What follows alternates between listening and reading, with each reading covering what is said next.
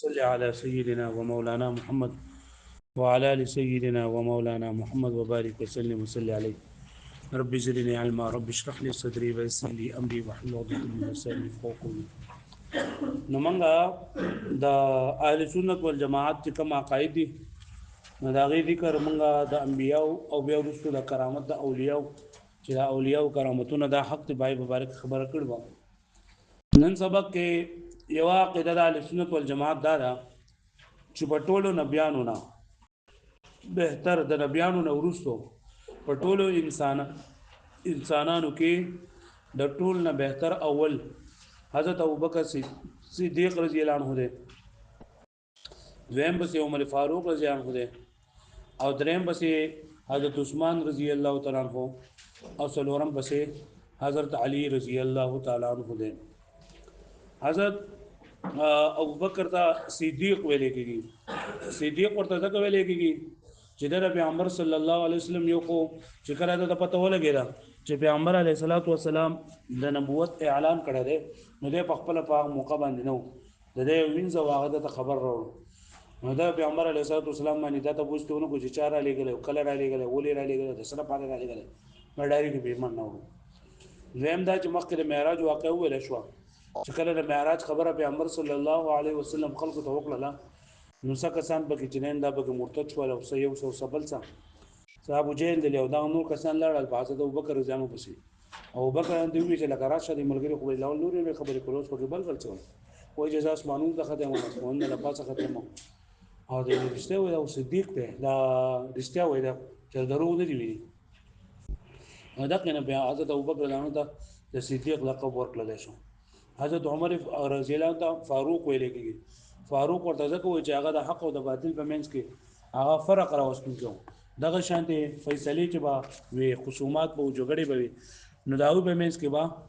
حضرت عمر هم په فیصله کولې ځکه ورته فاروق وای. او حضرت عثمان نن سره ذو نورین لګید. ذو نورین ورته ځکه وای چې د پیغمبر علیه الصلاۃ والسلام یو لور رقیه رضی الله عنها دا یې سره نکاح وکړو. چې کله وفات شوله نو پیغمبر علیه الصلاۃ والسلام ولبل لور ام کلثوم رضی الله تعالی عنها دا یې سره نکاح کړو. نو چې کله وفات شو پیغمبر سلام کې درېم لور مې وې درېم مې دلم درکوله او دغه ته ذو نورین وې. او حضرت علی رضی الله عنه ځکه مرتضی وې، مرتضی علی المرتضی چې الله تعالی په بندګانو کې دې غوړه کړل شوی دی. اوس په دې کې څه خبرې دي ګور ورته. اول خو په دې کې خبره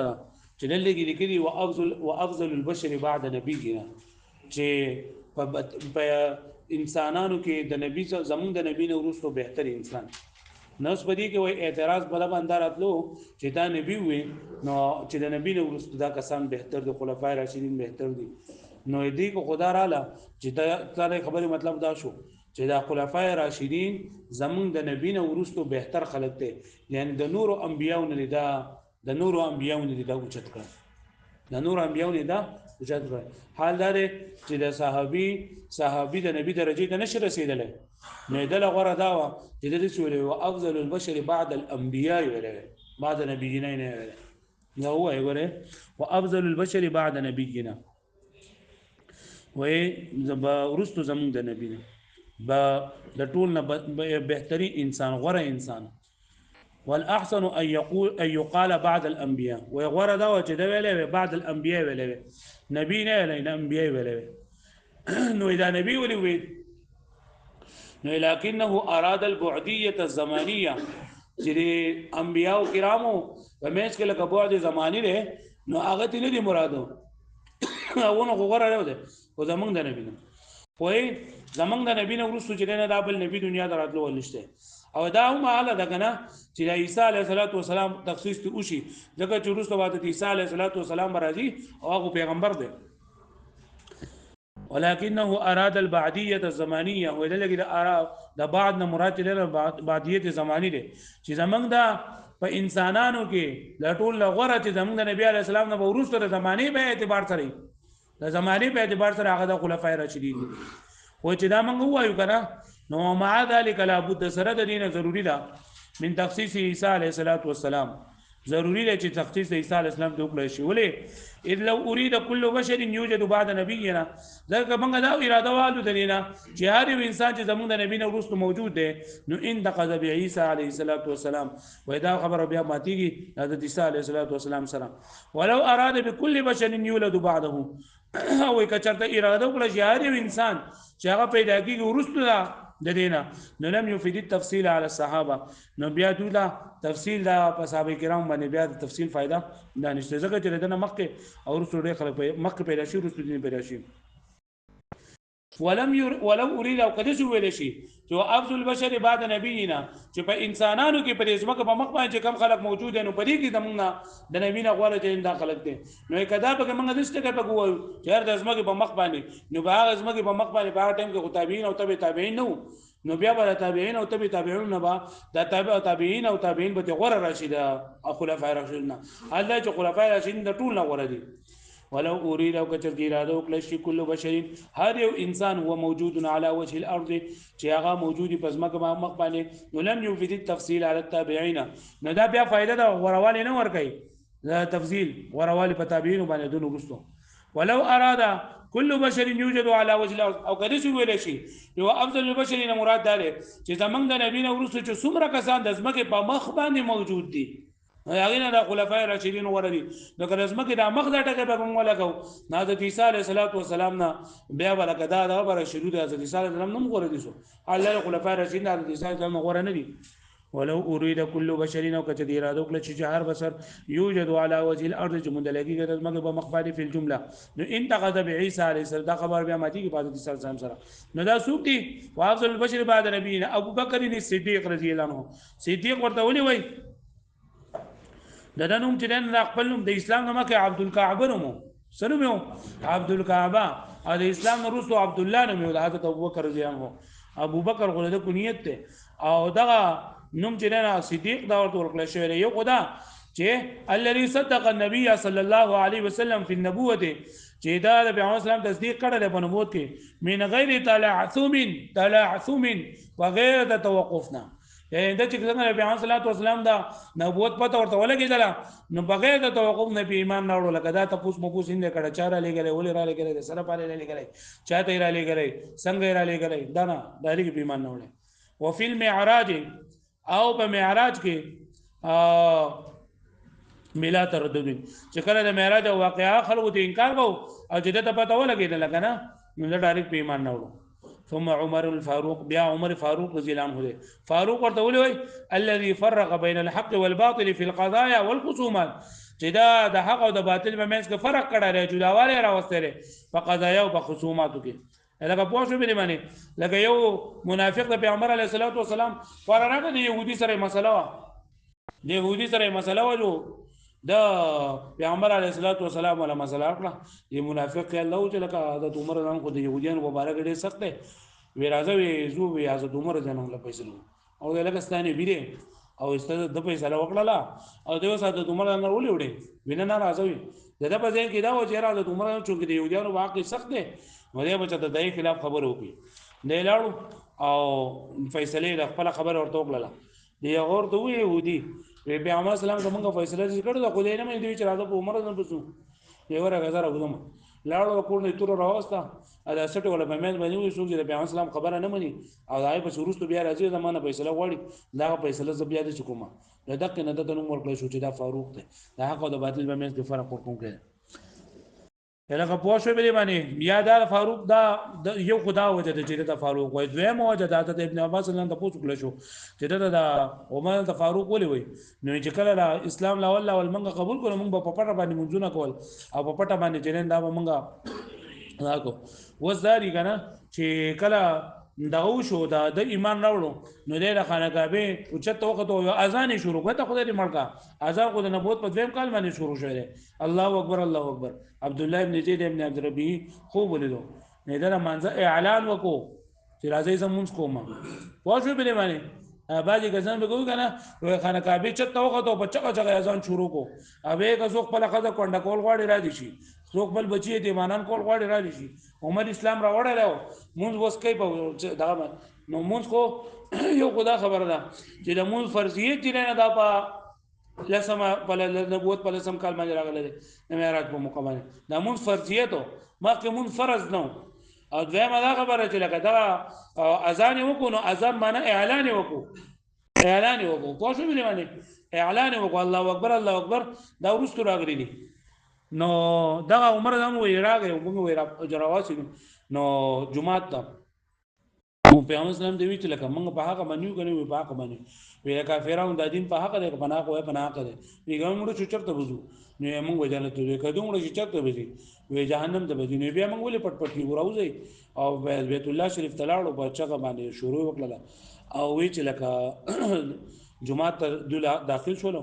او بیا اعلان وکړو که څوک په لخوا کونډه کول غواړي راشي که څوک خپل بچی یتیمان کول غواړي راشي انا ما اسلام راوړل او ما دې څوک د اسلام نه واړی او که څوک زما مقابله کوي راشي مسلمانان مسجد حرام ته دا ورننه وتل بیت الله شریف ته دا کنه پیغمبر اسلام ته فاروق نوم چې دا ور کړل دا نور خبره چلن دا پکې لکه دسه نشته لکه چې لکه دا بهر ته راوته اعلان وکړو بیا چې راځي مونږ کو مونږ په پټه باندې مونږ کو اوس مونږ په کارا باندې کو بیا چې دا اذان وکړو او اذان نه بعد بیا اعلان وکړو چې راشي خلک ټول لوته دا به کیسه خبرې نسوم عثمان ذو النورین بدرین نمبر بس عثمان رضی الله عنه ذو النورین دی ذو النورین ورته ولي وای ځکه چې لئن النبي صلی الله علیه وسلم زوجه رقیه چې پیغمبر علیه الصلاه والسلام دلا په نکاح باندې ورکړو رقیه رضی الله تعالی عنها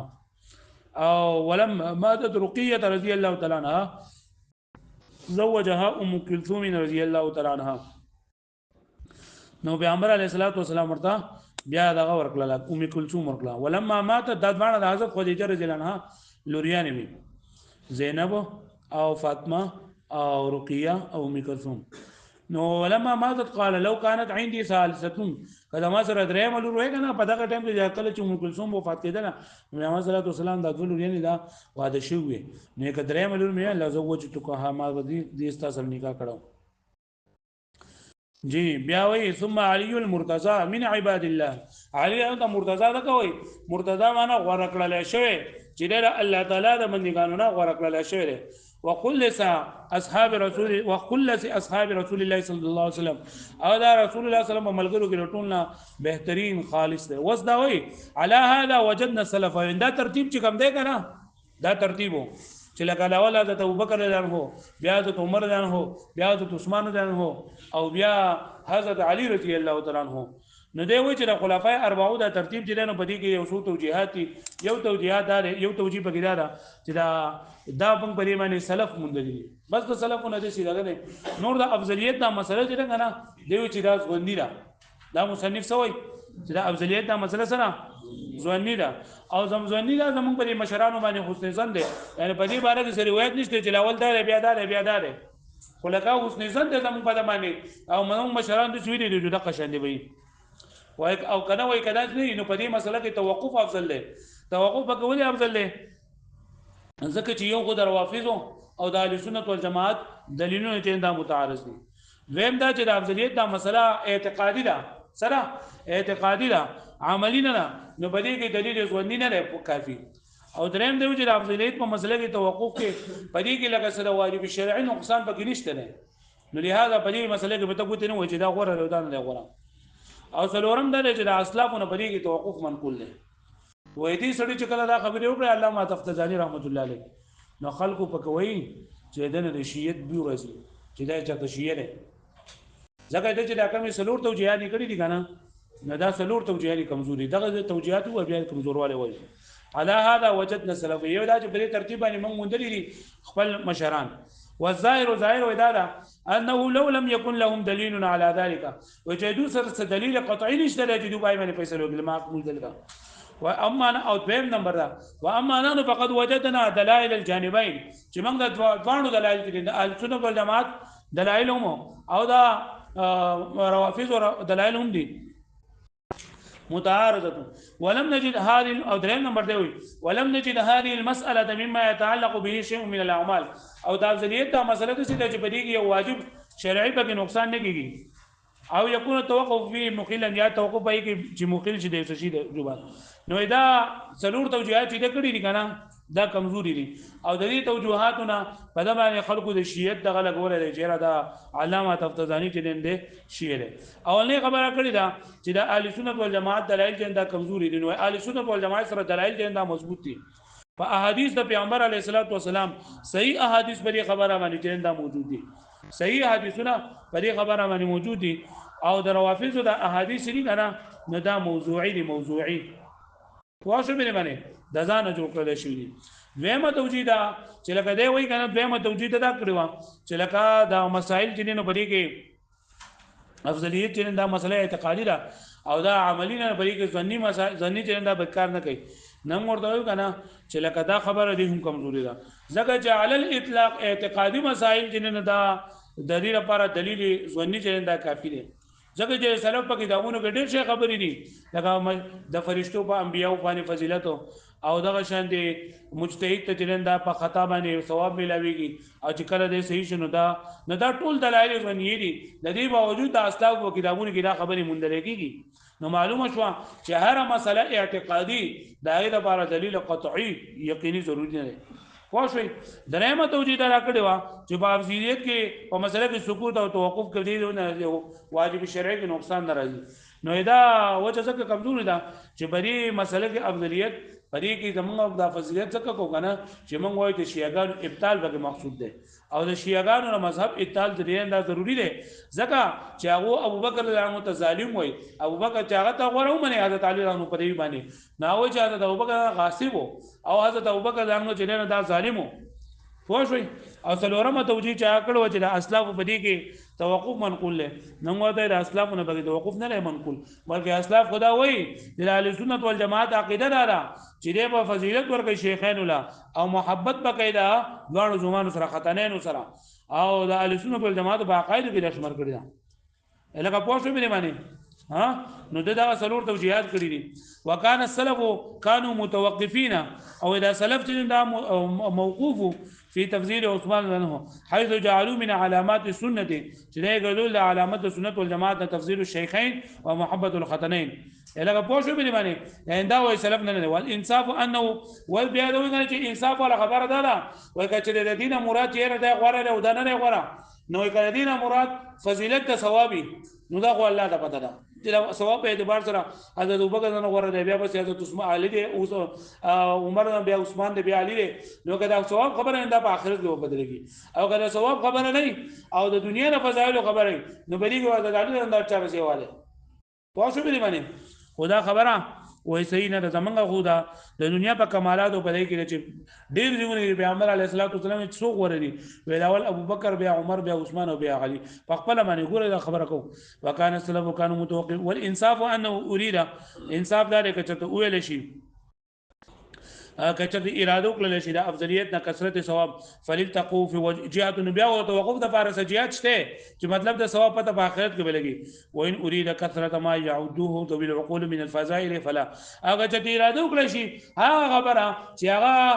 عاقلان خلک جنن هغه فضائل شماري نو بیا د حضرت علي رضی الله عنه باندې دا دوه فضیلت نشته ځکه د حضرت علي رضی الله عنه فضیلتونه وي ډیر زیاتې کمالات علمیه ورته ډیر دي جهاد ډیر کړه پیغمبر علیه الصلاۃ والسلام ملګرتیا وسره ډیر ده